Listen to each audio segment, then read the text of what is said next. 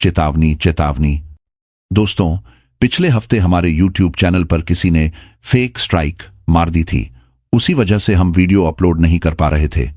आप सभी से एक छोटी सी रिक्वेस्ट है, कृपया मेरे नए चैनल सिसकिया को सब्सक्राइब कर लीजिए और नोटिफिकेशन बेल को ऑन कर दीजिए। अब आगे की कहानियां मैं वहीं सुनाऊंगा। 14 दिनों में मेरा पुराना चैनल हट सकता है, इसलिए जल्द से जल्द नए चैनल पर जुड़ जाएं। मैं आपका दोस्त मनीष अब आपको कहानियां सिसकिया चैनल पर सुनाऊंगा। चैनल का लिंक वीडियो के डिस्क्रिप्शन में मिल जाएगा। धन्यवाद। आज की कहानी उस धुंधली सीमा को छूती है जहां सपना और हकीकत आपस में घुलने लगते हैं और एक आम परिवार को ऐसे अंधकार से जूझना पड़ता है जो उसके सबसे करीबी रिश्तों को भीतर से तोड़ देने पर आमादा है। ये कहानी प्राची की है। एक पत्नी, एक माँ जो अपने बेटे अजय और पति निशांत को एक भयावह परछाई से बचाने की कोशिश करती है। लेकिन सवाल ये है कि क्या वह कामयाब हो पाएगी या फिर मनीषा, वो रहस्यमयी और खूंखार नर्तकी जो अब शायद एक पिशाचिनी बन चुकी है, उनकी जिंदगियों को निगल जाएगी। क्या ये अंत है या फिर किसी नए और भी डरावने अध्याय की शुरुआत? रात गहरी थी, हवाओं में अजीब सी बेचैनी थी, मानो कुछ घटने वाला हो। आज निशांत की शादी की रात थी। गांव के लोग हल्के नशे में ढोल नगाड़ों की थाप पर थिरकते हुए जश्न मना रहे थे, लेकिन उस खुशी के माहौल से बहुत दूर एक आंखें थीं जो जली जा रही थीं, और वो आंखें प्राची की नहीं थीं, वो थी मनीषा। 1 साल पहले गांव में आई थी मनीषा, एक नर्तकी, मगर कोई साधारण नहीं। उसकी सुंदरता एक तिलिस्म जैसी थी जो लोगों की नजर से दिल तक उतर जाती थी। गांव के हर मर्द ने अपने मन में उसे बसा लिया था, और मनीषा वो निशांत को देखकर जैसे होश खो बैठी थी। मुझे वो चाहिए, उसने पहली बार निशांत को देखकर अपनी सखियों से कहा था। उसकी आवाज में पागलपन था। एक रात, बस एक रात मुझे उसके साथ चाहिए, फिर चाहे जो हो। उस दिन शहर से लौटा निशांत पढ़ाई पूरी करके। जैसे ही मनीषा ने उसे देखा, उसकी दुनिया जैसे ठहर गई। निशांत उसके जाल में नहीं फंसा, और यही उसे और भी आकर्षक बना गया। एक रात निशांत अपने दोस्तों के साथ फिल्म देखकर लौट रहा था। हंसी मजाक करते हुए वे मनीषा के इलाके से गुजरे। तभी एक दोस्त बोला, अबे चल, तुझे असली एंटरटेनमेंट दिखाते हैं। मनीषा, भाई बवाल है। निशांत झिझका, यार छोड़ो ना, मुझे अच्छा नहीं लगता ये सब। अबे एक बार देख तो सही, तू हमारे साथ है, कुछ नहीं होगा। एक और दोस्त ने उसका हाथ खींच लिया। निशांत को मजबूरी में उनके साथ जाना पड़ा। वहां पहुंचते ही मनीषा को जैसे पहले से खबर थी। उसकी आंखों में एक अलग ही चमक थी। उसने नौकरों को इशारा किया। शराब, संगीत और उसकी सखियां। शराब के द्वार चलने लगे। निशांत ने कुछ घूंट लिए, लेकिन नशा उससे कहीं ज्यादा था जितना वो समझ सका। धीरे धीरे उसके दोस्त खिसक लिए, ये सोचकर कि अब मनीषा बाकी काम खुद संभाल लेगी। मंदिर के आंगन में मनीषा ने नृत्य शुरू किया। वह किसी अप्सरा जैसी लग रही थी। पारदर्शी लिबास, मादक इत्र और आंखों में छलकता नशा। मध्यम रोशनी, धीमा संगीत और हवा में तैरती उसकी सांसें। निशांत नशे में था। वह शायद समझ नहीं पा रहा था कि जो हो रहा है वो सही है या नहीं। तभी मनीषा ने पान के साथ एक तेज नशीला पदार्थ उसके मुंह में डाल दिया। कुछ ही देर में निशांत का होश जाता रहा। उसकी आंखें बोझिल होने लगीं, दिल की धड़कनें तेज, शरीर गर्म होने लगा, और मनीषा उसकी सखियों के साथ उसे घेरने लगी। वो पास आई, उसकी बाहों में समा गई, उसके बालों में उंगलियां फिराती हुई बोली, आज मेरी हसरतें पूरी होंगी। चांद खुद आज जमीन पर पिघलेगा मेरे लिए। उसने अपने होंठ उसके गाल से छुए ही थे कि छपाक, एक बाल्टी ठंडे पानी की बौछार उनके ऊपर पड़ी। क्या? मनीषा चीख उठी और चौंक कर उठ खड़ी हुई। बदन भीगा हुआ था, बालों से पानी टपक रहा था, मगर जैसे ही उसने पीछे मुड़कर देखा, उसकी सांस अटक गई। दरवाजे पर निशांत की मां खड़ी थी, चेहरे पर गुस्से की आग, और उनके साथ थे वही दोस्त जो उसे यहां लाए थे। निशांत मां ने तेज आवाज में चीखते हुए उसके चेहरे पर पानी डाला। निशांत की पलकें फड़कीं। वह होश में आया। आंखें खुली तो सामने था मनीषा। उस हालत में वह हड़बड़ा गया। चुपचाप उठने ही वाला था कि मनीषा ने फिर से उसे अपनी बाहों में लेना चाहा। छूना भी मत। निशांत गरजा। मनीषा ठिठक गई, पर उसकी आंखों में अब भी वही हवस थी। वह धीमे से उसके गालों पर उंगलियां फिराने लगी। बाजारू औरत। निशांत ने उसका हाथ झटक दिया। तुम्हें क्या लगा था कि मेरी मां के सामने मुझे यूं छुओगी और मैं कुछ नहीं कहूंगा? मनीषा चुप थी। उसकी मुस्कान अब डर में बदल चुकी थी। नफरत है मुझे तुमसे, और सुन ले, चाहे कुछ भी कर ले, तू मुझे कभी नहीं पा सकती। मुझे लगा था औरतें मजबूरी में ये सब करती हैं, मगर तूने तो औरत होने की गरिमा को ही कलंकित कर दिया। निकल जा यहां से। वो बुरी तरह कांप रहा था, क्रोध, घिन और शर्म के मिले जुले भाव से। मां का हाथ पकड़े हुए वह वहां से बाहर निकल गया। अब 1 साल बाद निशांत कमरे में खिड़की के पास बैठा था। बाहर बारिश की बूंदें टीन की छत से टकरा रही थीं। उसकी आंखें कहीं दूर अतीत में उलझी थीं। उस रात में जो आज भी उसे सता रही थी। इतना गुमसुम क्यों है? मां ने उसका कंधा छूकर पूछा। वह चौंका। अतीत के भंवर से बाहर आया। आप जानती हैं ना मां, पिछले 10 महीनों से आप मेरे लिए लड़की ढूंढ रही हैं, उसने धीमे से कहा। हर बार कुछ न कुछ अजीब होता है। कभी लड़की मना कर देती है, कभी उसके पिता, और कभी वो मर जाती है। उसके होंठ कांपे। अगर प्राची को भी कुछ हो गया तो? मां ने तुरशी से उसकी बात काटी। खबरदार, जो कुछ अपशगुन कहा, आज के दिन ये सब मत बोल। लेकिन मां, जाकर प्राची से बात कर, उसके साथ वक्त बिता, उसकी आंखों में देख। डर मत, वो तेरी है। निशांत ने मां की आंखों में झांका। पहली बार उसमें भी एक डर की लकीर दिखी। शायद वही डर जो उसकी आत्मा में बस चुका था। उसे नहीं पता था कि जो तूफान 1 साल पहले थम गया था, वो दोबारा आने वाला है, और इस बार सिर्फ उसे नहीं, बल्कि प्राची और उसके बेटे अजय को भी अपनी चपेट में लेने वाला है। कमरे की हवा में हल्का गुलाब जल घुला हुआ था। पीछे के कमरे में हल्की हल्की हलचल थी। सहेलियों की हंसी और शादी की तैयारियों की चहक सुनाई दे रही थी। मैं उससे बात कर लूंगी, प्राची की मां ने धीमे स्वर में कहा, लेकिन उसके लहजे में दृढ़ता थी। वैसे भी शादी के लिए तो एक ही हॉल बुक किया गया है। वो पीछे के कमरे में तैयार हो रही है अपनी सहेलियों के साथ। निशांत का दिल जोर जोर से धड़कने लगा। वह खुद को रोक नहीं सका और तेज कदमों से उस कमरे की ओर बढ़ चला जहां प्राची तैयार हो रही थी। कमरे में पहुंचते ही उसकी मां ने वहां मौजूद सभी लड़कियों को धीरे से कहा, थोड़ी देर के लिए बाहर चली जाओ बेटा, दूल्हा दुल्हन को कुछ जरूरी बात करनी है।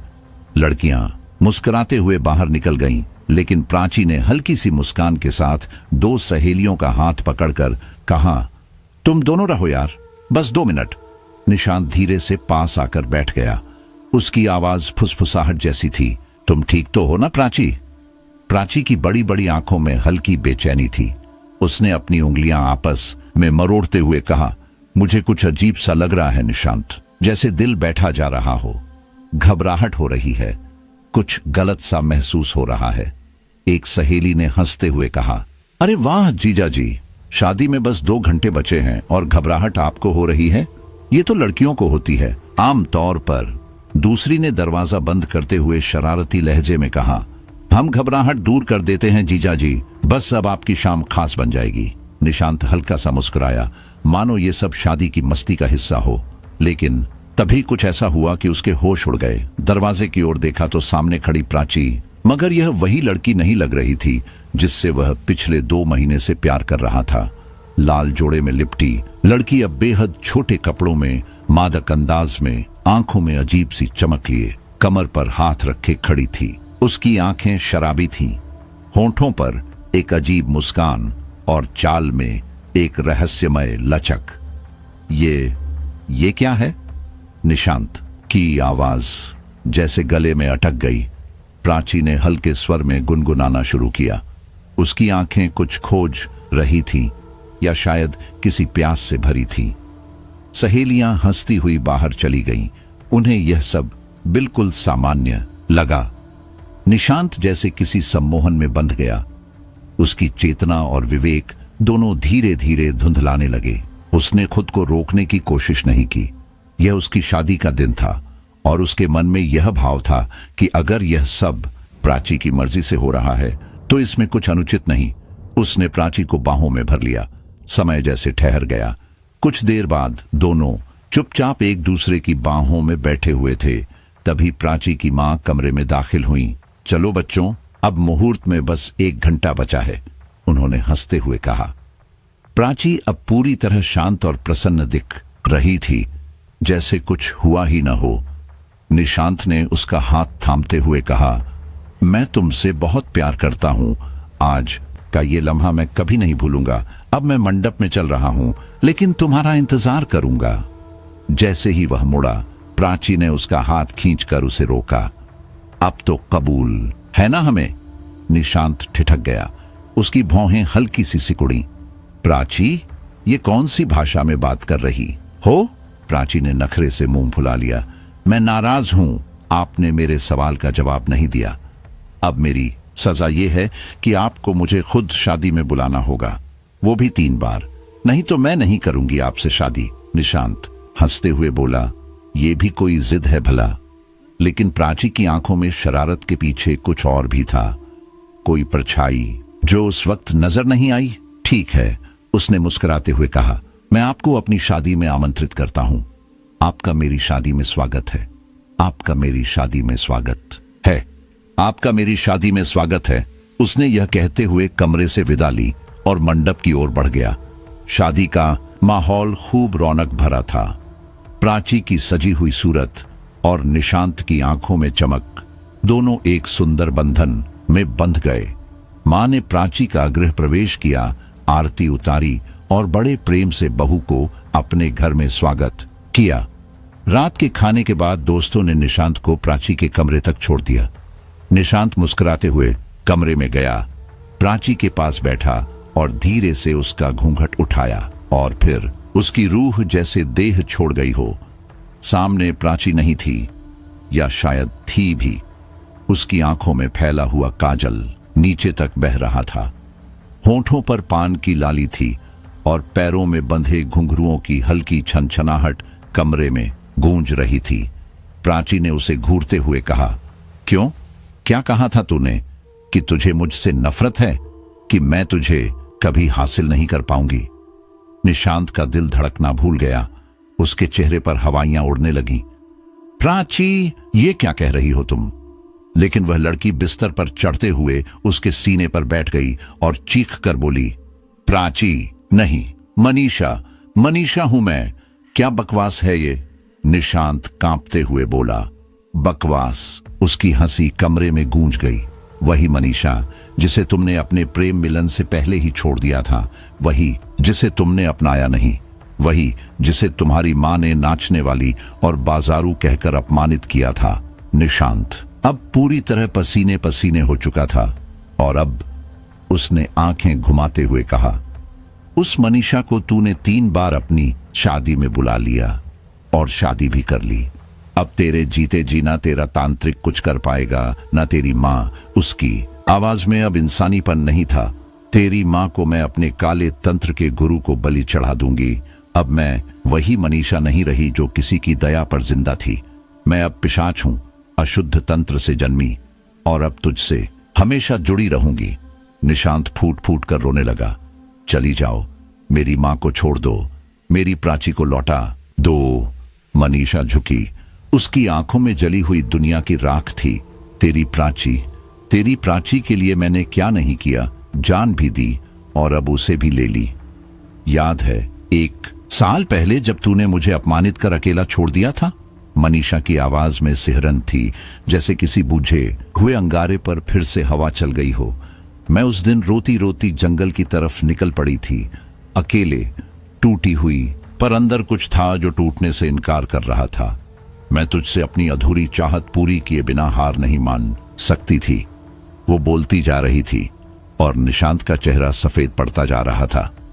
मैं बहुत दूर निकल गई थी, जंगल के उस हिस्से में जहां मोबाइल का नेटवर्क भी डर के मारे काम करना बंद कर देता है। उसने धीमे डूबती हुई आवाज में कहा, और वहां मैंने देखा एक तांत्रिक किसी गहरी साधना में बैठा था। उसके चारों ओर राख के घेरे थे, जलते दीप और जमीन पर विचित्र चिन्ह। जैसे ही उसने मुझे देखा, उसकी आंखें चमकी। उसने बिना मेरी बात सुने कहा, रुक क्यों गई? क्या निशांत के साथ शाम बिताने की चाहत खत्म हो गई?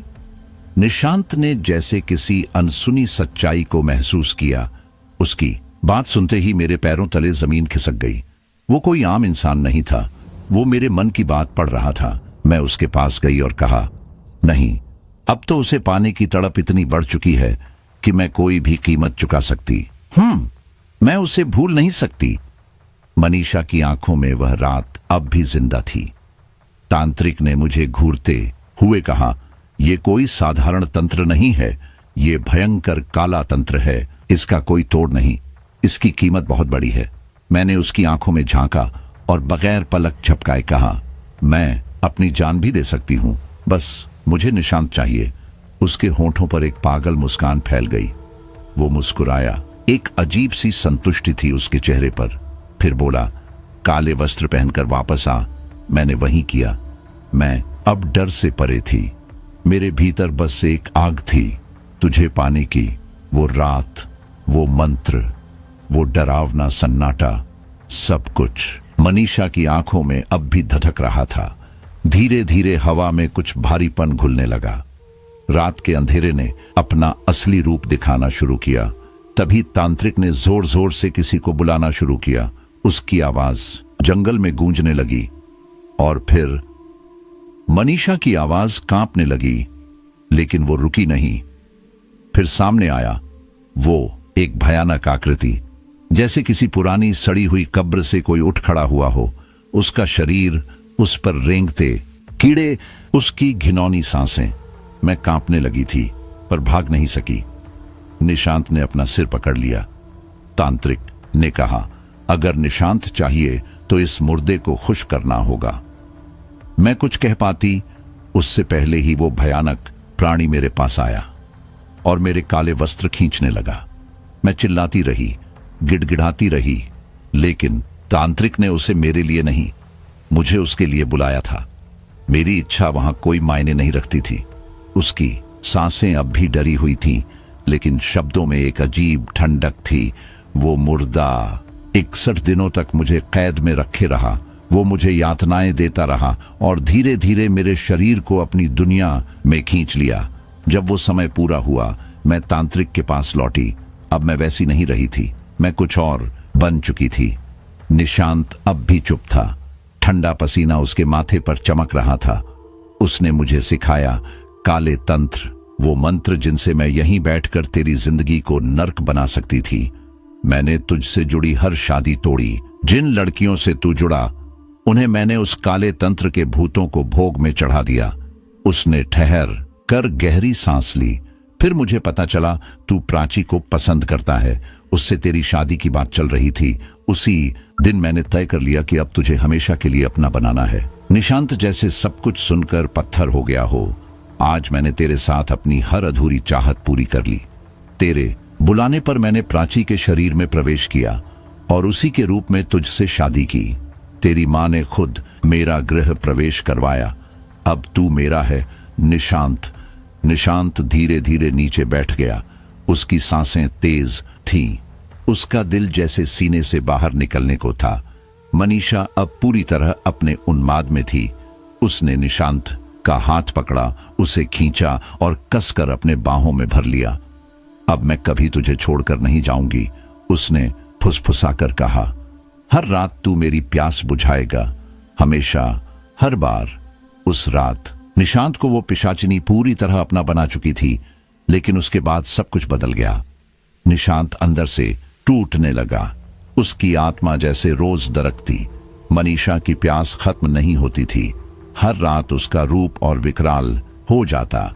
वह अब सिर्फ मनीषा नहीं थी, वह अब एक अशुद्ध तंत्र द्वारा रची गई पिशाचिनी बन चुकी थी। उसकी आत्मा मर चुकी थी, बची थी केवल तृष्णा। निशांत का मन, मस्तिष्क, शरीर सब थक चुके थे। अब उसे समझ आने लगा कि वह जिस खेल में फंस चुका है वह उसकी सोच से कहीं परे है। वह सुबह देर से उठता, नींद टूटी तो देखा कि मनीषा एकटक उसे घूर रही थी, वही डरावनी असहज मुस्कान के साथ। एक पुरुष होते हुए भी निशांत ने पहली बार अपने जीवन में ऐसी लाचारी महसूस की। मनीषा मुस्कुराई और धीरे धीरे उसकी छाती पर उंगलियां फिराने लगी। उसकी सांसें तेज हो गईं। उसकी प्रेत आत्मा जब पास आती तो उसकी गंध से निशांत को घुटन होने लगती। वो उसे सूंघती जैसे कोई भेड़िया अपने शिकार को जांचता हो, लेकिन निशांत कुछ नहीं कर पाता, क्योंकि अगर उसने कुछ कहा, कुछ चिल्लाया तो उसके माता पिता को सच्चाई पता चल जाती। अगले दिन घर में रिसेप्शन पार्टी थी। प्राची के ससुराल वाले भी आए थे। सबको उसकी नई दुल्हन से मिलना था, लेकिन उसी दिन निशांत ने कहा कि उसे ऑफिस के जरूरी काम से शहर जाना होगा। मां को एक चिट्ठी थमाई। मौसी की तबीयत खराब है, आपको और पापा को तुरंत जाना होगा। मां परेशान हुई, पर निशांत ने एक पुराने दोस्त की बाइक से उन्हें चौराहे तक छोड़ दिया। पर माता पिता को वहां से कोई गाड़ी नहीं मिली और वे कुछ देर बाद लौट आए। उधर निशांत लगभग आधे घंटे बाद वापस आया, पर अब घर का माहौल बदला हुआ था। भीतर से एक मोहक मगर विचलित करने वाला संगीत बज रहा था। मेहमान जा चुके थे, सिर्फ कुछ करीबी दोस्त बचे थे और मनीषा वो तैयार खड़ी थी। उसी काले जोड़े में उसकी आंखें जल रही थी, जैसे आज रात वो सब कुछ हासिल कर लेगी जो उसने 1 साल पहले मांगा था। और निशांत जानता था अब उसका कोई अपना नहीं रहा। निशांत के कदम अंदर पड़ते ही उसका दिल बैठने लगता है। सामने हॉल में जो दृश्य था वह उसकी कल्पना से कहीं ज्यादा बुरा था। उसका मन घबराहट और अविश्वास से भर गया। उसके दोस्त तीनों शराब के नशे में धुत ठहाके मारते हुए झूम रहे थे और उनके साथ नाचने वाली कोई और नहीं बल्कि प्राची थी, या कम से कम उसका शरीर। उस शरीर में इस वक्त मनीषा थी, वो आत्मा जिसने प्राची को अपना माध्यम बना लिया था। मनीषा जैसे किसी सस्ते नाच घर की महिला हो, बेहयाई की हदें पार करते हुए अपनी दोनों सहेलियों के साथ थिरक रही थी। उसकी हर अदा, हर अंगुली, हर कमर की लचक में एक बेशर्मी थी जो इंसानी नहीं लगती थी। निशांत के दोस्त मदहोशी में डूबे हुए उसकी कमर, पीठ और कंधों को छू रहे थे। उन हाथों में वासना थी और उस शरीर में अब भी उसकी पत्नी थी। निशांत की रगों में खून उबलने लगा। उसका शरीर कांपने लगा, लेकिन उसने खुद को रोके रखा। वह जानता था यह सिर्फ मनीषा की चाल है। वह उसे तोड़ना चाहती है, उसके मन को, उसके आत्मसम्मान को, उसके प्यार को। वो कुछ देर तक स्तब्ध खड़ा देखता रहा। फिर अचानक एक विचार उसके दिमाग में कौंध गया। वह चुपचाप एक कोना पकड़ता है, जमीन से एक खाली बोतल उठाता है और उसमें से शराब पीने का नाटक करता है। 2 घूंट का दिखावा करता है और फिर हॉल की रोशनी में नाचते हुए झुंड में शामिल हो जाता है। मनीषा उसे नाचते देख ठिठक जाती है। यह उसकी योजना में नहीं था।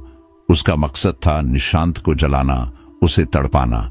लेकिन जब उसने देखा कि निशांत जैसे उसे नजरअंदाज कर रहा है, उसकी उपेक्षा कर रहा है, तो उसकी आंखों में गुस्सा उभर आया। वो और बेहया हो गई।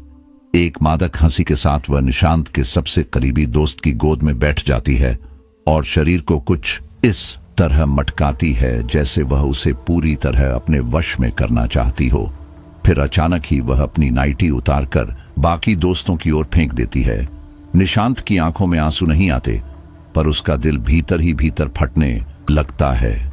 उसे लग रहा था जैसे कोई उसकी आत्मा को खरोंच रहा हो, लेकिन उसने चेहरे पर भाव नहीं आने दिए। मनीषा की चेहरे पर वह शैतानी मुस्कान थी, जैसे कोई राक्षसी आत्मा जो अपने शिकार को तड़पते देख आनंद ले रही हो। मगर जब उसे लगा कि निशांत वाकई तटस्थ हो गया है, तो उसका पागलपन बढ़ गया। वह धीरे धीरे निशांत के एक और दोस्त के करीब गई और उसके होठों पर अपने होंठ रख दिए। यह करते समय उसकी आंखें निशांत की आंखों में थीं, सीधी, कुटिल और आग से भरी हुई। निशांत का दिल चीरता गया, पर वह जानता था कि यही मौका है उसे मात देने का। वह मुस्कुराया, नकली ही सही, पर एक ठंडी मुस्कान उसके चेहरे पर थी। फिर वह मनीषा की एक सहेली की ओर मुड़ा और उसके साथ नाचने लगा। पास जाकर उसने उसके गाल पर एक हल्का स्पर्श किया। मनीषा चौंक गई। उसका ध्यान अब अपनी सहेली पर गया, जिसे निशांत ने बाहों में भर लिया था। वह अभी भी घूर रही थी, लेकिन कुछ कह नहीं पाई। तब निशांत ने उसकी सहेली को अचानक अपनी गोद में उठा लिया और सबके सामने उसे कसकर पकड़ा। उसकी गर्म सांसें लड़की की गर्दन को छूने लगी। लड़की, जो प्रेतनी की सहेली थी, पूरी तरह से मदहोश हो गई।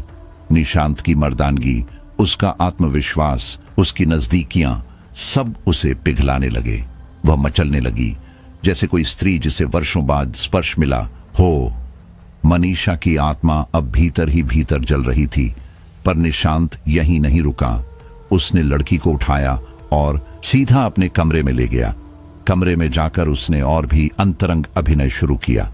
लड़की को बिस्तर पर लेटाया, उसके गालों पर उंगलियां फिराईं, उसकी कमर पर हाथ फेरा।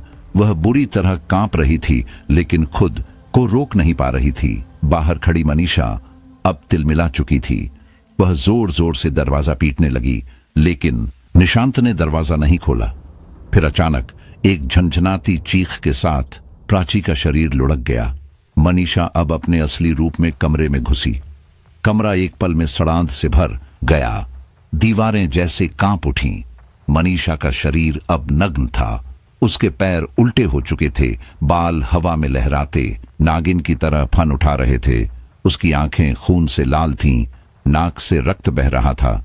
उसके पूरे शरीर पर लंबे लंबे कीड़े रेंग रहे थे, जैसे किसी सड़े हुए शव पर हमला हो गया हो। उसके दांत बाहर निकल आए थे और उसकी शक्ल इतनी भयावह थी कि किसी का भी दिल बैठ जाए। निशांत ने उसे आते हुए देखा, लेकिन जानबूझकर कुछ नहीं कहा। तभी वह उछलकर बिस्तर पर कूद गई, जहां निशांत और उसकी सहेली थे। निशांत फुर्ती से हट गया, लेकिन मनीषा सीधा अपनी सहेली पर चढ़ गई। उसकी आंखों में पागलपन था। मेरे निशांत का भोग करेगी तू? वह गुर्राई। मेरे रहते हुए उसकी वासना सिर्फ मनीषा बुझा सकती है और कोई नहीं। सहेली कांपने लगी। वह हाथ जोड़कर गिड़गिड़ा रही थी, पर मनीषा की आंखों में दया का नामो निशान नहीं था। फिर एक अजीब डरावनी आवाज गूंजती है, चबाने की आवाज। निशांत का सिर धीरे से ऊपर उठता है और वह जम जाता है। मनीषा की प्रेतनी अपनी सहेली का वक्ष नोचकर हाथ में थाम चुकी थी। वह उसे राक्षसी आनंद के साथ चबा रही थी। खून बह रहा था। चबाने की आवाज किसी गुफा से आती राक्षसी आवाज जैसी थी, गहराई से, भारी और कंपा देने वाली। सहेली अब जमीन पर पड़ी तड़प रही थी। उसका पेट फटा हुआ था। वह खून से लथपथ असहाय दर्द में बिलख रही थी। दरवाजे के बाहर खड़े दोस्त अब घबराकर दरवाजा पीटने लगे। किसी को समझ नहीं आ रहा था कि भीतर क्या हो रहा है। निशांत ने मनीषा को अपने भयानक रूप में खाने में व्यस्त देखा तो भीतर की आखिरी हिम्मत बटोरी और दौड़कर दरवाजा खोल दिया। उसके दोस्तों ने जैसे ही कमरे का दृश्य देखा, उनके होश उड़ गए। निशांत कमरे से बाहर निकला। बैग से वह सिंदूर निकाला जो उसने माता के मंदिर से विशेष रूप से मंगवाया था। उसे मालूम था यह दिन आएगा। बिना वक्त गंवाए उसने अभिमंत्रित सिंदूर को कमरे के दरवाजे में डाल दिया। जिस क्षण मनीषा की प्रेत उस कमरे में बढ़ने की कोशिश करती है, उसके कदम अचानक रुक जाते हैं। दरअसल फर्श पर बिखरा माता का अभिमंत्रित सिंदूर एक अदृश्य दीवार बन चुका था, जिसे वह पार नहीं कर पाती। उसकी आंखों में हिंसा तड़क रही थी, पर जैसे ही निशांत गिर चुकी प्राची को अपनी बाहों में उठा लेता है और कमरे के पर्दे को फाड़कर उसके अर्धनग्न शरीर को ढकता है, मनीषा चीख उठती है, निशांत रुक जा। नहीं। उसके दोस्त बाहर से चिल्लाते हैं, भाई भाभी को उठाओ, जल्दी निकलो यहां से। निशांत बिना पलटे प्राची को कसकर सीने से लगाता है और सब तेजी से उस डरावने मकान से बाहर निकलने लगते हैं। मनीषा की प्रेत दरवाजे तक आती है, लेकिन जैसे ही वह सिंदूर की सीमा तक पहुंचती है, उसे जैसे किसी जबरदस्त झटके ने पीछे धकेल दिया हो। वह तड़प कर चीखती है, यह तुमने ठीक नहीं किया निशांत। मैं फिर लौट कर आऊंगी। 2 साल बीत चुके हैं। निशांत की जिंदगी अब पटरी पर लौट आई है। प्राची अब 8 महीने की गर्भवती है और उसने हाल ही में निशांत को पिता बनने की खबर दी थी। सब कुछ शांत लग रहा है, शायद ज्यादा ही शांत। लेकिन सवाल यह है, सब अचानक इतना ठीक कैसे हो गया?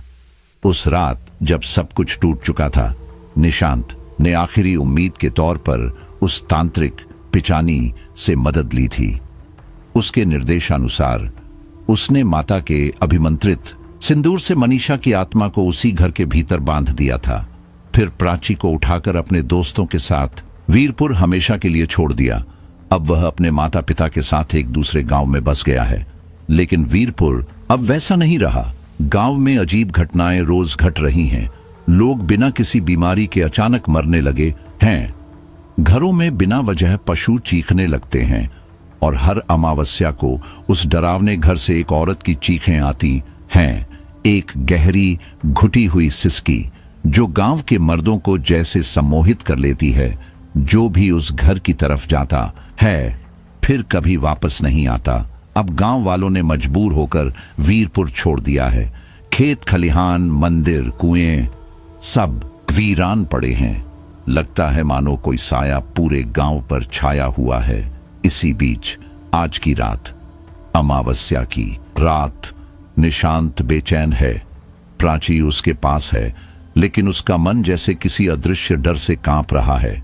बिना किसी ठोस कारण के उसे लग रहा है कि कुछ बहुत बुरा होने वाला है। इसी रात पास के एक गांव के सरकारी इंजीनियर राहुल को पुल निर्माण का कार्य मिला है। उसकी शादी को अभी 2 महीने ही हुए हैं और वह अपनी पत्नी शालू के साथ गाड़ी में वीरपुर के पास से गुजर रहा है। रात के करीब 9 बजे होंगे। गाड़ी वीराने से गुजर रही है जब अचानक राहुल को एक लड़की की चीख सुनाई देती है। किसी की गिड़गिड़ाती, तड़पती हुई आवाज, बचाओ, प्लीज कोई बचाओ। राहुल चौंक कर गाड़ी रोकता है, खिड़की से बाहर झांकता है, लेकिन चारों ओर अंधेरा है और हवाओं में एक अजीब सन्नाटा पसरा हुआ है। शालू घबराकर पूछती है, क्या हुआ?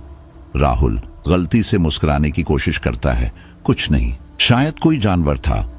वह फिर से गाड़ी आगे बढ़ा देता है, पर तभी कुछ ही मिनटों में फिर एक चीख आती है। इस बार और भी साफ, औरत की कंपाती आवाज, इस दरिंदे से बचाओ, हमें बचाओ। अब की बार शालू भी डर से सिहर उठती है। वह कांपती आवाज में कहती है, राहुल प्लीज मत जाइए, बहुत अजीब आवाजें हैं, मुझे डर लग रहा है। राहुल उसकी तरफ मुड़ता है और उसका हाथ थामता है। बेबी, शायद कोई परेशानी में हो, मैं देखकर आता हूं, तुम यहीं रहो, दरवाजे लॉक कर लो, ओके? शालू मना करती है, लेकिन राहुल गाड़ी से उतर जाता है। जैसे ही उसके पैर जमीन पर पड़ते हैं, वह आवाज अचानक बंद हो जाती है। हवा तेज चलने लगती है और देखते ही देखते एक अजीब भयानक तूफान उठता है। धूल धक्कड़ उसकी आंखों में भर जाती है।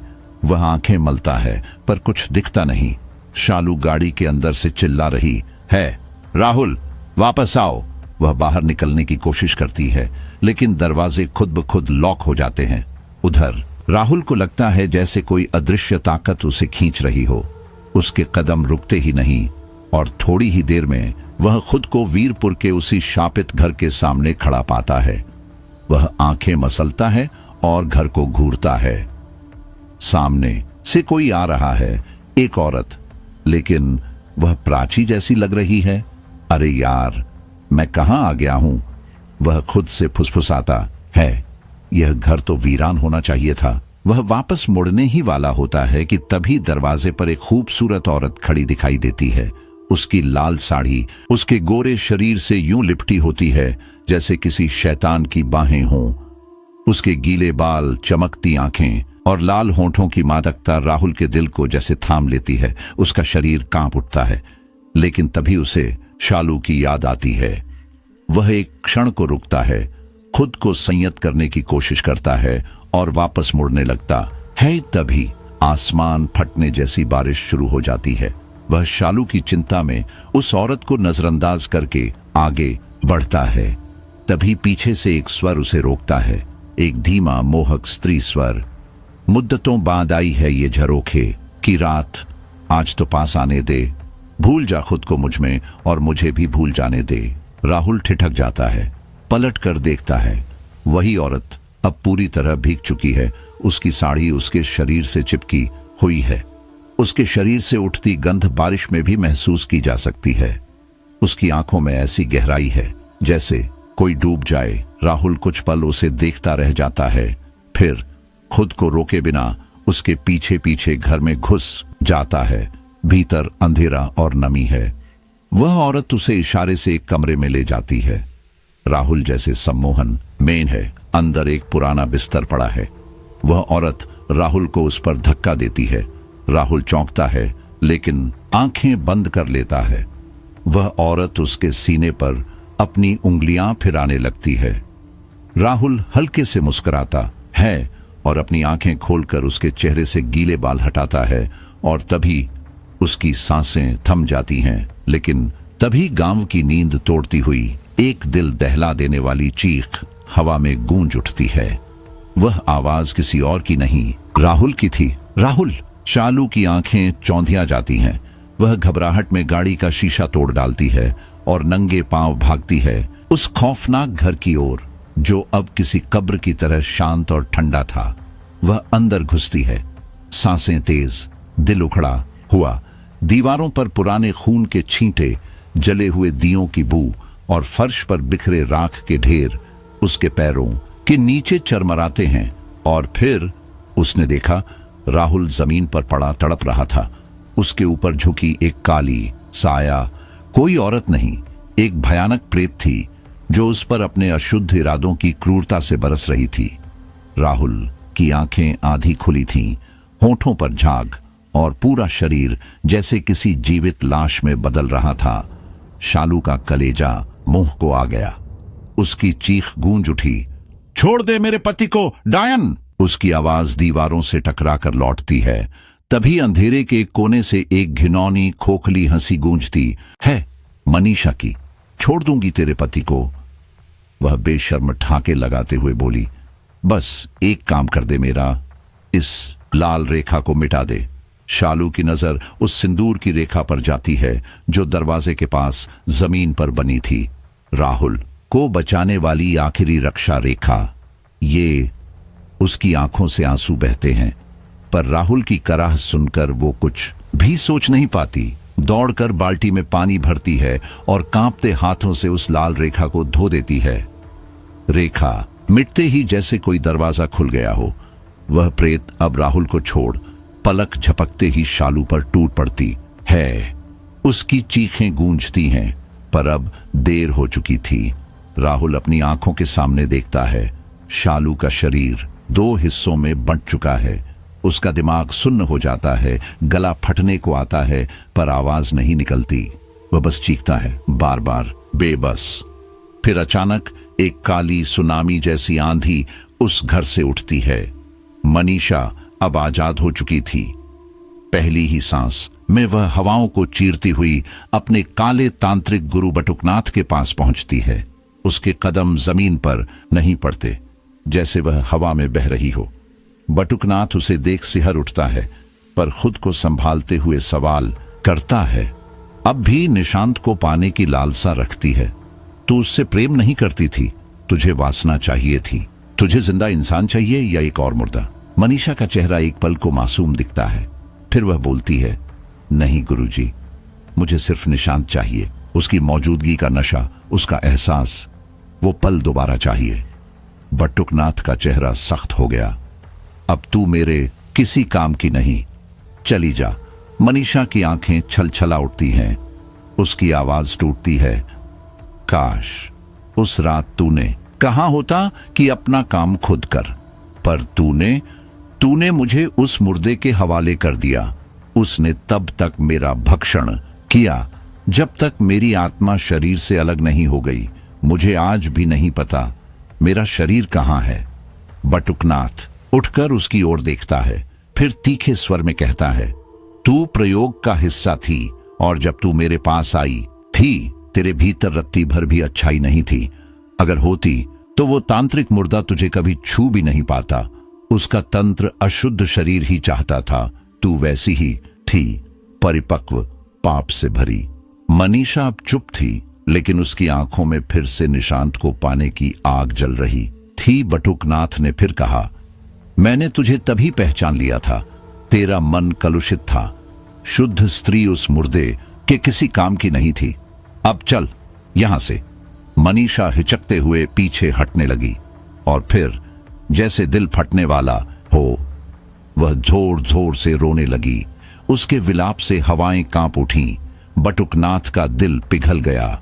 वह अपनी यज्ञ की वेदी से उठकर उसके पास आया और नरम स्वर में बोला, बस कर, रोना बंद कर।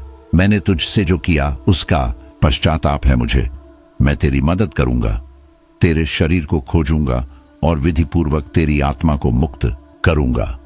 मनीषा की प्रेत कुछ पल को शांत हो गई। उसकी आंखों में आशा की एक किरण चमकी। सच गुरुजी, वह फुसफुसाई। फिर वह झुककर उनके चरणों में गिर पड़ी। जैसे ही बटुकनाथ उसे उठाने के लिए झुका, उसकी तांत्रिक माला गर्दन से फिसलकर जमीन पर गिर पड़ी। मनीषा के चेहरे पर एक शैतानी मुस्कान उभरी। उसने दोनों हाथ उठाए और मंत्रों के साथ जोरदार तंत्र प्रहार किया। बटुकनाथ का सिर उसके हाथों के बीच फंस गया। एक तेज चीख और फिर फटाक, खून की धार फूटकर मनीषा के चेहरे पर आ गिरी। वह हंसने लगी, पागलों की तरह। गुरुजी, तुम्हारा ये आखिरी ताली वाला तंत्र प्रयोग अब खुद पर ही भारी पड़ गया। देखो, मैं तुमसे भी ताकतवर निकली। इस क्रिया का पहला प्रयोग मैंने तुम्ही पर किया और कितना सफल हुआ। उसका शरीर हवा में लहराया और फिर वो गांव के सबसे ऊंचे पीपल पर चढ़ गई। वहां से वह हर दिशा में नजर रखती, बस एक नाम की तलाश में। निशांत 17 साल बीत चुके हैं। मनीषा अब भी उसी पेड़ पर बैठी है, बाल बिखरे, पैर लटकाए, आंखें लाल। निशांत का नाम उसके होंठों पर ठहरा है। निशांत नहीं मिला, लेकिन कई राहगीर मिले और कभी लौटकर नहीं आए। कई युवा लड़के उस रास्ते से गुजरे और फिर गुम हो गए। मनीषा उनकी रूहों से अपनी भूख मिटाती, उनका खून चूस लेती। निशांत को पाने के जुनून में वह उसके 8 दोस्तों को बेरहमी से मार चुकी है और तंत्र विधि से उन्हें काले मुर्दों में बदल दिया है।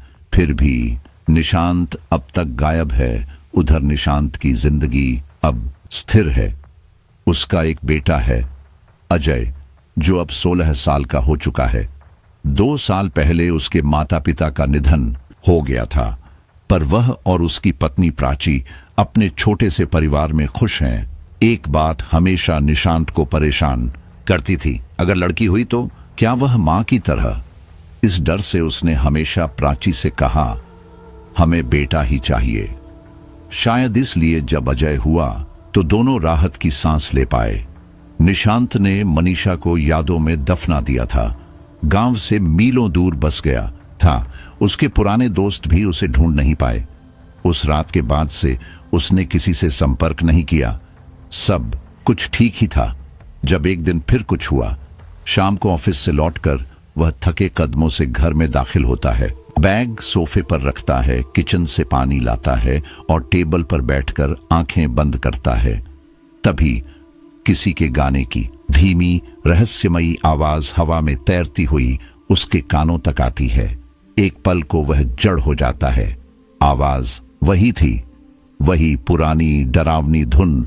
उसकी रूह कांप उठती है। वह गिलास वहीं छोड़ आवाज का पीछा करता है।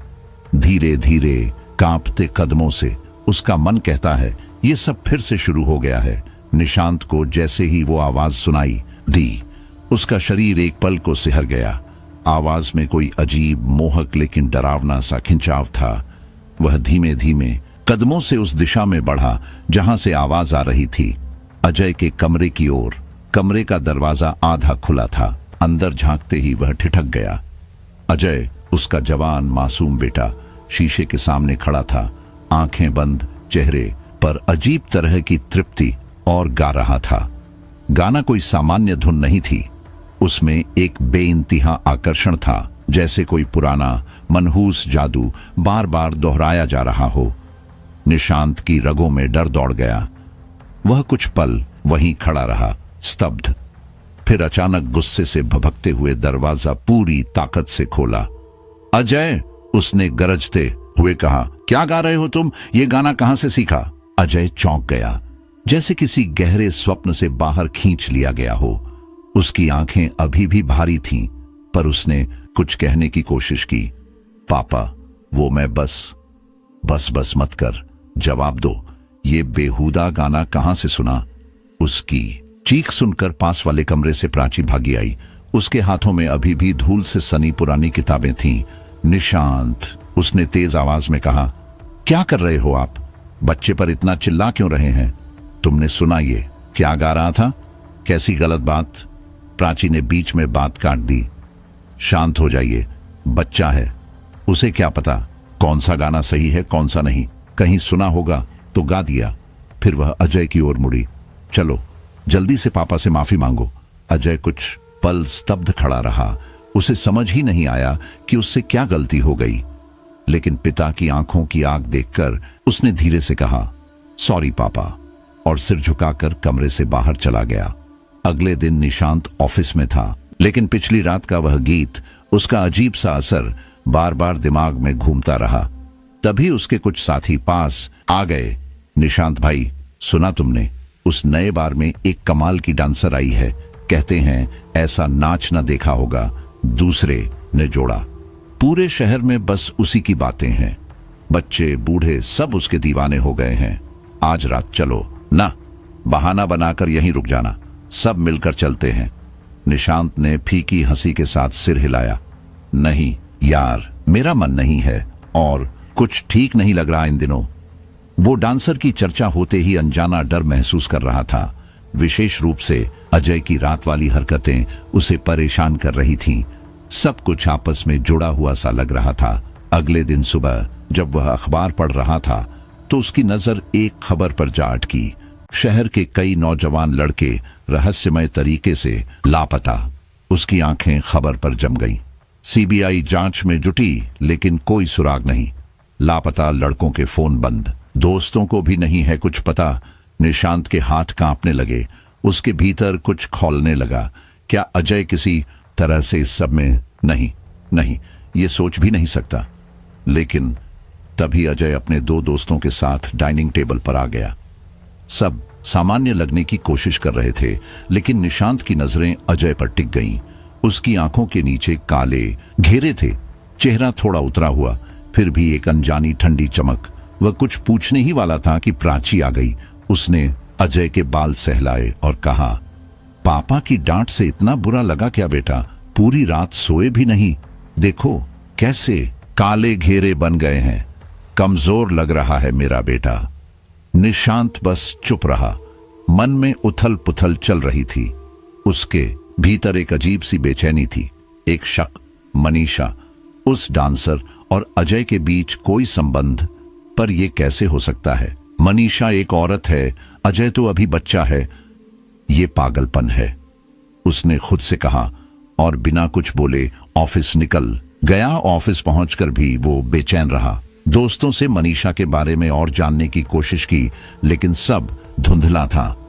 पता चला कि उसका कल का शो अचानक रद्द हो गया था। कोई वजह नहीं दी गई। निशांत की बेचैनी और बढ़ गई। अब वह इस विषय पर प्राची से खुलकर बात करना चाहता था। तभी उसका फोन बजा। प्राची का कॉल था। हाँ प्राची, मुझे तुमसे कुछ जरूरी। सुनिए, प्राची ने जल्दी से कहा। भैया का फोन आया है। मां की तबीयत अचानक बहुत बिगड़ गई है। मुझे आज शाम की ट्रेन से मायके जाना होगा। निशांत कुछ पल चुप रहा। ठीक है, तुम जाओ। रात को जब वह घर लौटा तो घर शांत था। अजय अकेला था। उसने बेटे को पास बुलाया। कैसा दिन गया बेटा? उसने पूछा। ठीक था पापा, अजय ने धीमे से कहा। तुमने कभी इस इलाके में किसी डांसर का नाम सुना है? निशांत ने अचानक पूछा। अजय थोड़ी देर चुप रहा, फिर धीरे से बोला, नहीं पापा। निशांत ने सिर हिलाया। ठीक है, वैसे आज मम्मी नहीं है। अगर डर लगे तो मेरे कमरे में सो जाना। अजय के चेहरे पर हल्की सी मुस्कान आई, कुछ चमक भी जो निशांत की समझ से बाहर थी। ठीक है पापा। दोनों खाना खाकर अपने कमरे में चले गए। बातचीत कम थी, पर निशांत के मन में कहीं राहत थी कि शायद वो सब उसका भ्रम था। रात के करीब 2 बजे थे। कमरे में गहरा सन्नाटा पसरा था। अचानक निशांत की नींद टूटी। उसे महसूस हुआ कि कोई बेहद नर्म ठंडी उंगलियां उसके शरीर पर घूम रही हैं। हल्की मोहक छुअन, जैसे कोई प्रेम में डूबा हो। उसने आंखें खोली। पहले सोचा शायद प्राची है, पर तुरंत याद आया वो तो मायके गई है। उसने बगल में देखा, अजय दूसरी ओर मुंह किए गहरी नींद में सो रहा था, बिल्कुल शांत। कुछ पल निशांत उसे घूरता रहा, फिर खुद को समझाते हुए आंखें बंद कर लीं। शायद सपना था, उसने खुद से कहा, और अजीब सुकून के साथ दोबारा नींद में डूब गया। रात के लगभग 3 बज रहे थे। घर में सन्नाटा पसरा था। अचानक निशांत की नींद में खलल पड़ता है। कानों में किसी अजीब जहरीली आवाज में कोई अनजाना गाना धीमी धीमी फुसफुसाहट की तरह गूंज रहा था। वो गाने के बोल सुनकर एकदम हड़बड़ा कर उठ बैठता है, जैसे किसी ने उसके कान के पास झर उगल दिया हो। उसकी आंखें अध खुली होती हैं, लेकिन जब सामने की छवि साफ होती है तो उसका दिल जोर से धड़कने लगता है। अजय, उसका 8 साल का बेटा, उसके पास बैठा था, लेकिन उसकी आंखों में एक अजीब चमक थी। वो बिना पलक झपकाए बड़े ध्यान से निशांत को घूर रहा था। उस नजर में कुछ था, कुछ ठंडा, कुछ भूखा, जैसे वो निशांत को देख नहीं रहा, पी रहा हो। निशांत खुद को संयत करता है, गला खंखारता है और पूछता है, क्या हुआ बेटा, नींद नहीं आ रही? ऐसे क्यों देख रहे हो मुझे? लेकिन अजय कुछ नहीं कहता, बस उस नजर से घूरता रहता है, जैसे उसकी आंखों में कोई दूसरा ही जीव बैठा हो। निशांत का मन डगमगाता है। वह धीरे से अजय के कंधे पर हाथ रखता है और हल्के झटके देता है। अजय, बेटा, सुन रहे हो? तभी अजय जैसे नींद से चौंक कर वापस आता है। क्या हुआ पापा? वह कहता है, जैसे कुछ हुआ ही ना हो। क्यों उठाया मुझे? मैं तो सो रहा था। और फिर वह निशांत के सीने से लगकर ऐसे सिमट जाता है जैसे कोई डरा हुआ बच्चा अपनी मां की गोद में जा छिपा हो। उसकी मासूमियत देखकर निशांत का दिल पिघल जाता है। वो भी उसे वैसे ही थपकियां देकर सुलाने लगता है, जैसे तब सुलाता था जब अजय छोटा था। धीरे धीरे निशांत की भी आंख लग जाती है, लेकिन कुछ ही देर बाद उसे महसूस होता है कि कोई उसे बहुत कसकर पकड़ रहा है। इतना कसकर जैसे कोई उसे अपनी गिरफ्त में ले रहा हो। उसे महसूस होता है कि वह जो उसे पकड़ रहा है वह कोई बच्चा नहीं, कोई और है। उसकी गर्म सांसें, बदन का भारीपन, यह किसी स्त्री का स्पर्श था, किसी परिपक्व औरत का। निशांत की नींद एक झटके में उड़ जाती है। वह घबरा कर उठ बैठता है, लेकिन कमरे में अंधेरा है। वह हिम्मत जुटाकर लाइट जलाने के लिए हाथ बढ़ाता है और जैसे ही रोशनी होती है उसके पैरों तले जमीन खिसक जाती है। बिस्तर पर उसके बाजू में अजय नहीं बल्कि एक औरत लेटी हुई थी। वह उसके साथ चिपकी हुई थी, बिल्कुल सटकर। उसके चेहरे पर बाल बिखरे हुए थे, जिससे कुछ दिखाई नहीं दे रहा था, लेकिन उसकी मौजूदगी, उसकी गर्माहट, वो बिल्कुल हकीकत थी। निशांत की सांसें उखड़ने लगती है। तभी उस औरत का सिर धीरे धीरे हिलता है, मानो वह जाग रही हो। और जब बालों की ओट से एक लाल चमकती आंख झलकती है तो निशांत चीख पड़ता है। वह बिस्तर से कूदकर लाइट पूरी तरह जला देता है। कमरे के हर कोने में नजर दौड़ाता है। कुछ नहीं था, कोई नहीं। वो हांफता हुआ बिस्तर के पास जाता है। वहां सिर्फ बिखरी चादरें थीं, कुछ सिलवटें, जैसे कोई वहां लेटा हो लेकिन अब जा चुका हो। वह दौड़कर अजय के कमरे में जाता है। अजय अपने बिस्तर पर गहरी नींद में था, तकिए से लिपटा हुआ, एकदम शांत। निशांत के माथे पर ठंडी बूंदें बहने लगती हैं। वो कांपते हुए खुद से सवाल करता है, तो फिर मेरे पास कौन था? उस स्पर्श की गर्मी अभी भी उसकी त्वचा में तैर रही थी। उस सांसों की आवाज अब भी उसके कानों में गूंज रही थी। उसकी रीढ़ की हड्डी में सिहरन दौड़ जाती है। वह दरवाजे की चौखट पकड़े देर तक खड़ा रहता है। कुछ समझ नहीं आता। तभी पीछे से किसी का हाथ उसके कंधे पर रखता है। निशांत का दिल जैसे सीने से बाहर छलांग लगा देता है। वह झटके से पीछे मुड़ता है। पापा? अजय खड़ा था, मासूम चेहरा, आधी नींद में डूबी आंखें। आप इतना चौंक क्यों गए? क्या हुआ? निशांत उसकी आंखों में देखता रहता है, जवाब नहीं दे पाता। पापा? अजय फिर पूछता है। इस बार निशांत बिना कुछ कहे उसे गले से लगा लेता है, जैसे किसी ने उसे कहीं से खींचकर वापस इस दुनिया में ला दिया हो। अजय भी उसके बदले हुए व्यवहार से थोड़ा घबरा जाता है, लेकिन फिर मुस्कुराकर कहता है, जरूर आपने कोई बुरा सपना देखा होगा पापा, छोड़िए उसे, मैं हूं ना आपके साथ। वैसे भी सुबह के 4 बज गए हैं, चलिए आज एक अच्छी सी मॉर्निंग वॉक पर चलते हैं, ताजी हवा से मन भी ठीक हो जाएगा। निशांत बस सिर हिला देता है। कुछ सोचने की हालत में नहीं था। दोनों घर से निकलते हैं। सुबह की हल्की रोशनी फूटने लगी थी, लेकिन हवा में अजीब सी ठंडक थी। निशांत हर कुछ कदम पर रुककर इधर उधर देखने लगता है, जैसे कोई उन्हें छिपकर देख रहा हो। उसे महसूस होता है कि कोई है, कोई जो उसकी हर हरकत पर नजर रखे हुए है, कोई जो उसकी आत्मा के आर पार देख सकता है। पर वह कुछ कहता नहीं, बस अजय का हाथ कसकर पकड़ लेता है। कब वो मॉर्निंग वॉक पूरी करके घर लौटे, उसे खुद भी याद नहीं रहा। घर आकर उसने नाश्ता बनाया, अजय को तैयार करके स्कूल भेजा और खुद ऑफिस के लिए निकल गया। दिन भर उसका मन बेचैन रहा। कंप्यूटर स्क्रीन के सामने बैठा, लेकिन कुछ काम नहीं कर पाया। हर कुछ मिनट में आंखें बंद हो जाती और वही चेहरा, वही औरत, वही आंखें उसकी आंखों के सामने घूमने लगती। उसका मन किसी साया की तरह अजय के ऊपर मंडराता रहता। उसे डर था कि कहीं कुछ और न हो जाए। प्राची से बात करने का मन हुआ, लेकिन वो शहर से बाहर थी, और अगर उसे ये सब बताता तो शायद वह भी डर के मारे बेकाबू हो जाती। शाम होते होते वह उस बार की ओर निकल गया जहां पहली बार उस डांसर से मुलाकात हुई थी।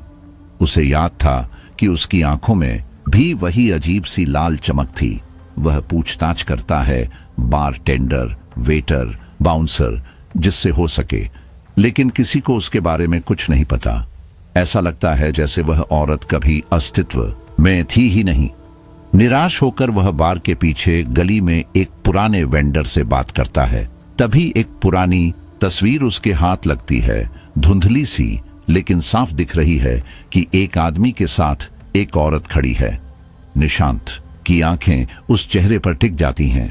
बाल वैसे ही हैं, आंखों में वही चमक और होठों पर वही अजीब सी मुस्कान।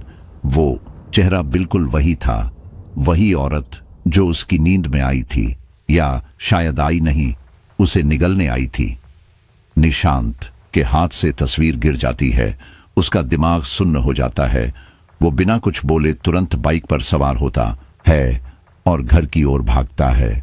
उसके मन में उथल पुथल मची है। एक ही सवाल रह रहकर घूम रहा है, वो कौन थी और अगली बार किसके पास जाएगी? रात के करीब 11 बज चुके थे जब निशांत घर लौटा। रास्ते भर उसकी सोचें किसी उलझी हुई स्मृति में डूबी थीं। एक ऐसी स्मृति जो जैसे ही उसने दरवाजा खोला पूरी ताकत के साथ लौट आई।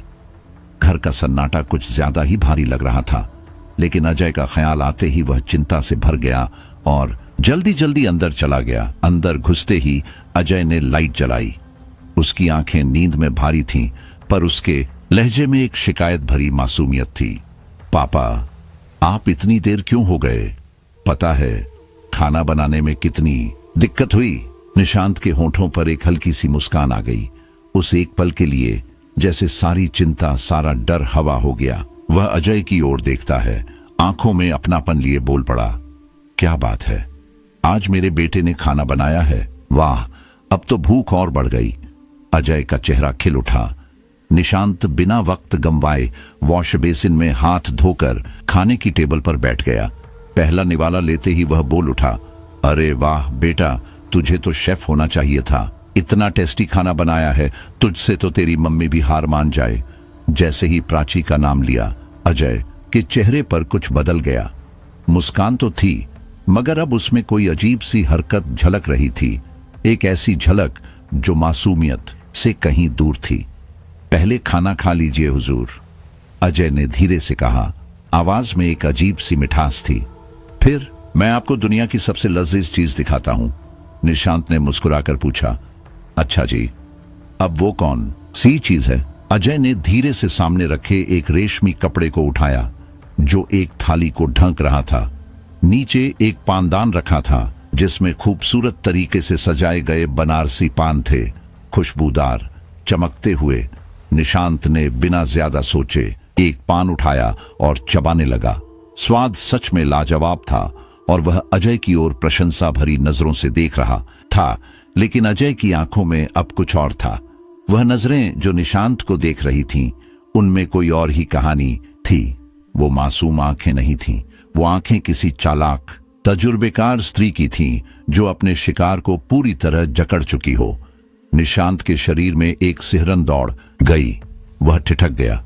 उसके अंदर कुछ टूटा, जैसे कोई बहुत पुरानी, बहुत डरावनी याद जाग गई हो।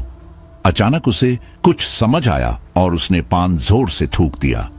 अजय ने उसे गहराई से देखते हुए कहा, अब थूकने से क्या फायदा हुजूर? शायद आप भूल गए कि मैं कौन हूं। उसके चेहरे पर एक झिलमिलाती छाया उभरी और निशांत के सामने वह रूप आया जिसे वह बरसों से भूलना चाहता था। वह चिल्ला उठी, तंत्र पिशाचिनी हूं मैं और तुम वो पान चबा चुके हो। अब बस कुछ ही देर में मेरा काला तंत्र तुम्हारे सिर चढ़कर बोलेगा, तुम्हारा होश उड़ जाएगा और फिर तुम और मैं। निशांत का सिर चकराने लगा। उसके भीतर जैसे किसी और की सोचें जगह बनाने लगी थी। उसे एक अजीब सा आकर्षण महसूस हुआ, एक गहरी खिंचाव मनीषा की तरफ। तभी अजय अचानक बेहोश होकर फर्श पर गिर पड़ा। लेकिन निशांत के लिए अब यह कोई मायने नहीं रखता था। उसका बेटा वहां पड़ा था, पर वह खुद किसी और दुनिया में जा चुका था, एक ऐसे जाल में फंसा हुआ जहां तर्क और रिश्ते दोनों खत्म हो चुके थे। वह पीछे पीछे चलता गया।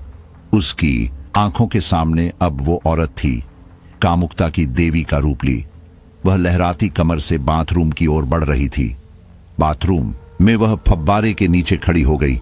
उसका भीगा हुआ बदन, गीले बालों से टपकती बूंदें, वो लाल चोली जो उसके तन से लिपटी थी। निशांत बस उसे देखता रह गया। वह उसकी ओर पीठ करके भीग रही थी और गुनगुना रही थी कोई पुराना मोहक गीत। उसकी हर अदा जैसे किसी मायाजाल का हिस्सा थी। निशांत बाथरूम के दरवाजे पर खड़ा था, सांसें तेज, आंखें पत्थराई हुई। वो अचानक पीछे मुड़ी। उसकी आंखें काजल से भरी, गहराई से भरी, निशांत की आत्मा में उतर गई। फिर उसने मुस्कुराते हुए अपने होठों से अपने ही कंधे को हल्के से काटा। बस अब और काबू नहीं रहा। निशांत उसे अपनी बाहों में उठा लाया और सीधे अपने कमरे की ओर चल पड़ा। कमरे में कदम रखते ही उसे कुछ अजीब महसूस हुआ। चारों ओर मोमबत्तियां जल रही थीं, गुलाब की पंखुड़ियां जमीन पर बिखरी थीं और मोगरे की खुशबू कमरे को भर रही थी। वो औरत मनीषा अपनी बाहें फैलाए खड़ी थी। उसके इशारे ने निशांत को पूरी तरह वश में कर लिया। वह उसके करीब पहुंचा ही था कि तभी कमरे का दरवाजा खुला। प्राची वहां थी, उसके साथ एक गंभीर साधु, ओमवीर बाबा। बिना कुछ कहे बाबा ने महाकाली के उग्र मंत्रों का जाप शुरू कर दिया। कमरे में जैसे आग सी लग गई। मनीषा की चीख गूंज उठी और उसका रूप डरावना होने लगा। वह छटपटाने लगी और अंततः निशांत के शरीर से अलग हो गई। गुस्से से भरकर वह कमरे से निकल भागी और सीधे अजय के बेहोश शरीर में समा गई। अगले ही पल अजय की देह दीवार से टकराई। वह अब मनीषा के नियंत्रण में था।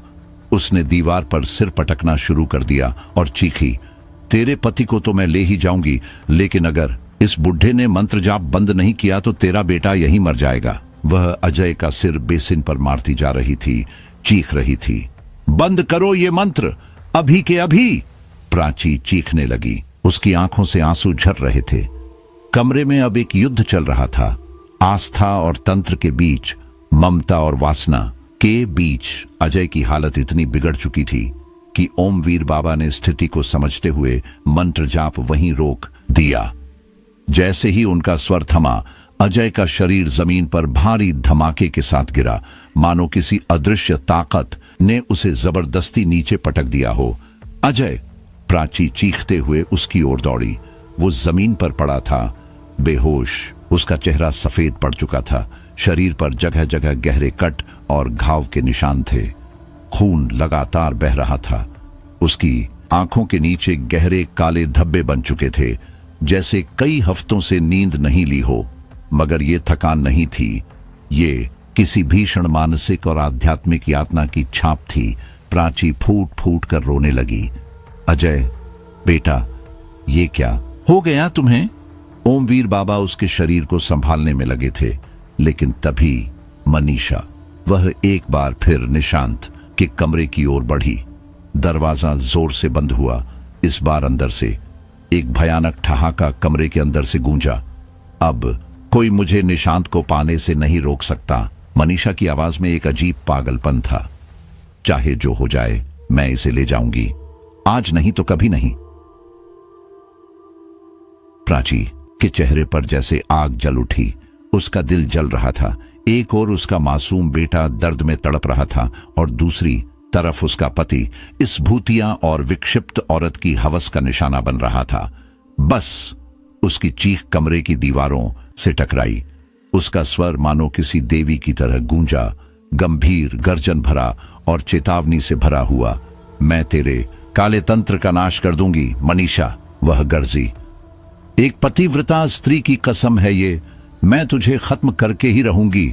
ओमवीर बाबा तुरंत उसके पास पहुंचे। शांत हो जाओ पुत्री, उन्होंने गंभीरता से कहा। यह समय शब्दों का नहीं, कर्म का है। आओ हमारे साथ चलो। वे दोनों मिलकर अजय को सहारा देकर उठाते हैं। प्राची की आंखें अब भी गीली थीं, पर उनमें अब भय नहीं, आग थी। सबसे पहले वे अजय को एक विश्वसनीय रिश्तेदार के घर सुरक्षित छोड़ते हैं और उसके बाद शुरू होती है वो यात्रा जो उन्हें ले जाती है उस डरावने अभिशप्त जंगल की ओर जहां से सारी मुसीबत शुरू हुई थी। वही जंगल जहां मनीषा ने पहली बार उन काली शक्तियों से संपर्क किया था। जैसे ही वे जंगल के मुहाने पर पहुंचे, एक दिल को चीर देने वाली स्त्री की चीख सुनाई दी। वह इतनी तेज, इतनी भयावह थी कि पूरा वातावरण कंपित हो उठा। प्राची कांप गई। वह चीखने ही वाली थी कि बाबा ने तुरंत उसका मुंह अपने हाथ से ढक दिया। शांत रहो, उन्होंने फुसफुसाते हुए कहा। यह पिशाच शक्तियों का इलाका है। यहां हर पल मौत हमारे सिर के ऊपर मंडरा रही है। अगर इन्हें हमारी मौजूदगी का पता चल गया तो हम पर एक साथ हमला करेंगे और फिर हम बच नहीं पाएंगे। प्राची ने धीरे धीरे खुद को संयत किया। मैंने तुम्हारे चारों ओर एक सुरक्षा घेरा खींच दिया है, बाबा ने आगे कहा, पर तुम्हें खुद को काबू में रखना होगा। ज्यादा समय यहां नहीं बिता सकते, हमें जल्दी काम खत्म करना होगा। प्राची ने गहरी सांस ली और बाबा के पीछे पीछे कदम बढ़ा दिए, लेकिन उसके कदम भारी हो चुके थे। जंगल के भीतर का दृश्य वो मानवीय समझ से परे था। अजीब आकार और आकृति के प्राणी चारों तरफ भटक रहे थे। एक स्त्री हवा में तैर रही थी, बिना किसी देहभान के। कुछ दरख्तों की शाखाएं नरभक्षी बन चुकी थीं और छोटे जानवरों को निगल रही थीं। एक कोने में आधे इंसान और आधे जानवर जैसे प्राणी स्त्रियों के साथ भयावह काम क्रीड़ा में लिप्त थे। और सबसे भयावह दृश्य, एक सिरविहीन शैतानों का झुंड एक चीखती स्त्री पर टूट पड़ा था। प्राची की सांसें अटकने लगी, उसका गला सूख गया। यह असंभव है, उसके मन में आया। मैं यहां नहीं टिक पाऊंगी। ओमवीर बाबा ने उसकी आंखों में झांक कर सब समझ लिया। अगर इसे डर ने जकड़ लिया तो यह मिशन यहीं खत्म हो जाएगा, उन्होंने मन ही मन सोचा। उसे हिम्मत देने और मनीषा के प्रति उसका गुस्सा भड़काने के लिए बाबा ने बातों का रुख बदल दिया। पुत्री, वे बोले, तुम्हें कैसे पता चला कि ये वही मनीषा है? क्या चिन्ह मिले तुम्हें? प्राची की आंखें सुलगने लगी। बाबा, वह बोलने लगी, 15 दिन पहले की बात है। मैं अजय के कमरे की सफाई कर रही थी। वो घर पर नहीं था उस वक्त। तभी अचानक वह आ गया। मुझे देखकर उसके चेहरे का रंग बदल गया। वह गुस्से में कांप रहा था। उसने मुझे कमरे से बाहर जाने को कहा, जोर से डांट कर। ऐसा पहले कभी नहीं हुआ था बाबा। मेरा अजय कभी मुझसे ऊंची आवाज में नहीं बोलता था, लेकिन उस दिन वो जैसे कोई और बन गया था। उसके चेहरे पर अजीब रहस्यमय हाव भाव थे।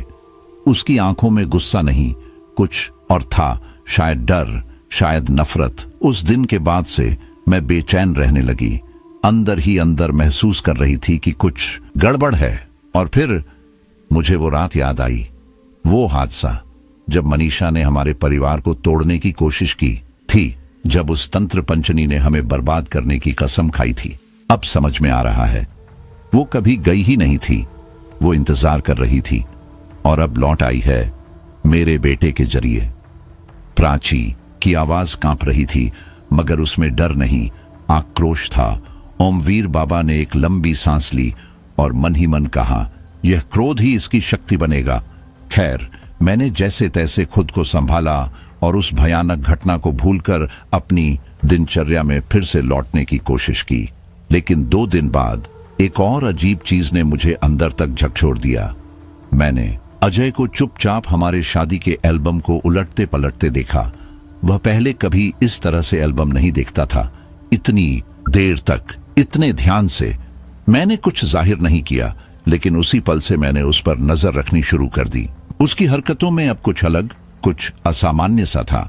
जैसे ही वह कमरे से बाहर गया, मैं दबे पांव उसके कमरे में घुसी और एल्बम को उठाया। मेरी उंगलियां कांप रही थीं और जो मैंने देखा वह मेरी आत्मा को हिला देने वाला था। निशांत की हर तस्वीर पर गाढ़े लाल होठों के निशान थे, मानो किसी ने लिपस्टिक लगाकर प्यार से चूम लिया हो। और मेरी तस्वीरें, उन्हें बेरहमी से काले मार्कर से काटा गया था, क्रॉस करके, जैसे कोई गुस्से में उन्हें मिटा देना चाहता हो। मेरे हाथ पांव सुन्न पड़ गए, डर मेरे गले में अटक गया था। अब मुझे पूरा यकीन हो चला था, यह सब उसी मनहूस नर्तकी मनीषा की आत्मा का काम है। वही जो उस दिन उस क्लब में थी, जो अजय को कुछ ज्यादा ही पसंद आई थी। लेकिन यह सिर्फ मेरा शक था अब तक। एक दिन जब अजय घर पर नहीं था, मैंने उसका कमरा दोबारा खंगालने का फैसला किया और तभी मुझे एक अजीब सा निमंत्रण पत्र मिला, किसी ब्लैक रोज बार का। उस कार्ड पर एक औरत की अश्लील भड़काऊ तस्वीर चिपकी हुई थी। उसके चेहरे पर जो अजीब सी कुटिल मुस्कान थी, उसे देखकर मेरी रूह कांप उठी। लेकिन जो बात सबसे ज्यादा चौंकाने वाली थी, उसकी शक्ल हूबहू अजय से मिलती थी। मैं स्तब्ध रह गई। शक अब धीरे धीरे यकीन में बदलता जा रहा था। उसके बाद मैंने छिपकर अजय की गतिविधियों पर निगरानी शुरू कर दी। मैं रात के सन्नाटे में भी जागती रहती और देखा कि हर रात जब सब सो जाते, अजय चुपके से खिड़की के रास्ते बाहर निकलता और फिर लगभग 2 या 2:30 बजे के करीब वापस आता। अब मुझे साफ समझ आ गया था, यह समय गुस्से या डर का नहीं था, मुझे सोच समझकर कदम उठाना था। एक दिन बाजार से लौटते समय रास्ते में रोहन की मां मिली। उनका चेहरा उतरा हुआ था, आंखें सूजी हुई और कपड़े अस्त व्यस्त। मुझे देखकर वह फूट फूट कर रोने लगी। बेटा, उन्होंने कांपती आवाज में कहा, रोहन अब बदल गया है, बिल्कुल ही बदल गया है। न जाने किसके संगत में पड़ गया है। वो किसी बार डांसर के साथ अवैध संबंधों में भी उलझा हुआ है। अब तो घर पर किसी की सुनता भी नहीं। उसका शरीर भी, बस पूछ मत, ऐसा लगता है जैसे बरसों से बीमार हो। मैं अवाक रह गई।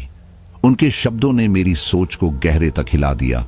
उसी रात मैंने देखा, जब निशांत सो चुका था, अजय ने खुद को लड़की की तरह सजाया। उसने मादक कपड़े पहने, होठों पर गहरा लिपस्टिक लगाया और बालों में नकली फूल लगाए। फिर वह चुपचाप खिड़की से बाहर चला गया। मैं स्तब्ध रह गई। अब सारी तस्वीरें जुड़ने लगी थीं। उस रात मैंने रोते हुए माता रानी के सामने हाथ जोड़ दिए।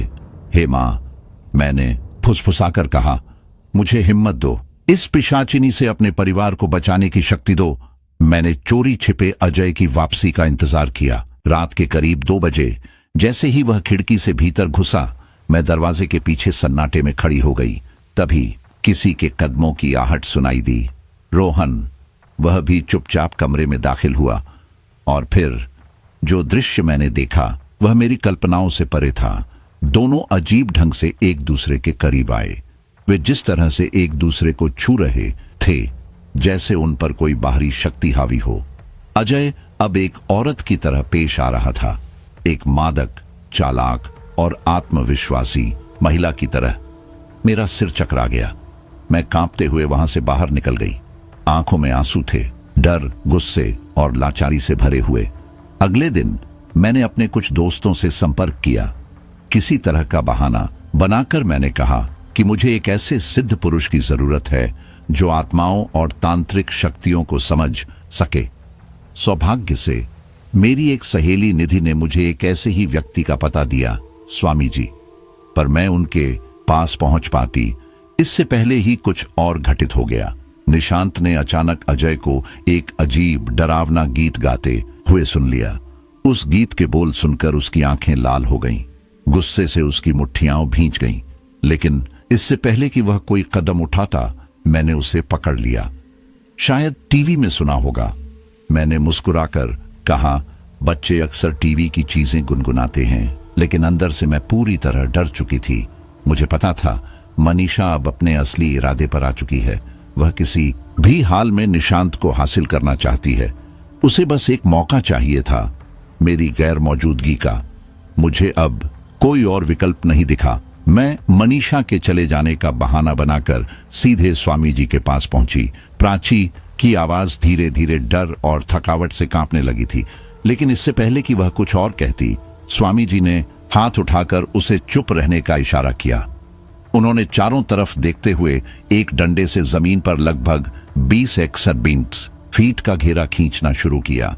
फिर उन्होंने गंभीर आवाज में कहा, पुत्री, मैंने जिन नींबुओं को मंत्रित किया था वे यहां आकर काले पड़ चुके हैं। इसका मतलब यही है, यही वो स्थान है जहां वे प्रेत आत्माएं दफन हैं और इन्हीं में से एक कब्र में मनीषा का पार्थिव शरीर भी है। प्राची सिहर उठी। मैंने तुझे इस घेरे के भीतर इसलिए रखा है क्योंकि इसके अंदर सिर्फ 7 शैतान हैं, स्वामी जी बोले। लेकिन घेरे के बाहर अनगिनत आत्माएं मंडरा रही हैं। मनीषा की एक पुकार पर वे सब यहां आकर हमला कर सकते हैं। हमें जल्दी करनी होगी, अब कब्रें खोदनी हैं। पर ध्यान रहे, उन्होंने चेताया। ना कोई आवाज निकले, ना कोई चीख, बस नींबू जहां जहां रखे हैं उन्हीं जगहों को खोदना शुरू कर। प्राची घबरा गई, दिल की धड़कनें तेज हो गई, पर उसने खुद को संभाला। उसने माता रानी को याद किया, अपने बेटे और निशांत का चेहरा आंखों में लाया और फिर गुस्से और भय से परे जाकर अपने हाथों से मिट्टी खोदना शुरू किया। स्वामी जी अब ऊंचे स्वर में काली मां के मंत्रों का जाप कर रहे थे। उनके चेहरे पर गहन एकाग्रता थी और हवा में कुछ बदलने लगा था। एक लड़ाई शुरू हो चुकी थी जिसमें जीत सिर्फ श्रद्धा, साहस और मां के आशीर्वाद की थी।